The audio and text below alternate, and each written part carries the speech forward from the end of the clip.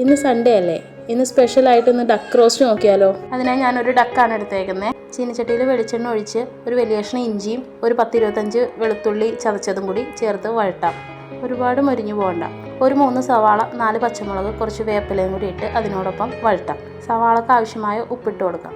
ഒരുപാട് മൊരിയാതെ തീ കുറച്ച് വഴറ്റിയെടുക്കാം. വഴന്നു വരുമ്പോൾ 1/2 സ്പൂൺ മഞ്ഞൾപ്പൊടി, 2 സ്പൂൺ മല്ലിപ്പൊടി, 2 സ്പൂണോളം കുരുമുളക് പൊടി, 1/2 സ്പൂൺ ഗരം മസാല, 1/2 സ്പൂൺ മുളക് പൊടിയും കൂടി ഇട്ട് ആ പച്ചമണം മാറുന്നത്ര നേരം മൂപ്പിച്ചെടുക്കാം. മൂത്ത് വരുമ്പോൾ ഡക്കിട്ട് ജസ്റ്റ് ഒന്ന് ഇളക്കിയിട്ട് ആവശ്യത്തിന് വെള്ളം ഒഴിച്ചു കൊടുക്കുക. ഒരുപാട് വെള്ളം വേണ്ട കേട്ടോ. ഈ സമയം ആവശ്യത്തിന് ഉപ്പും കൂടി ചേർത്ത് കൊടുക്കാം. 3/4 മണിക്കൂറായപ്പോഴേക്കാളും ഡക്ക് നല്ലോണം വെന്തിട്ടുണ്ടായിരുന്നു. ഇറക്കുന്നതിന് കുറച്ച് മുമ്പ് 1 സ്പൂൺ കുരുമുളകും കൂടി ഇട്ട് ഒന്നും കൂടി ഫ്രൈ ആക്കാം. ഇന്ന് സൺഡേ അല്ലേ?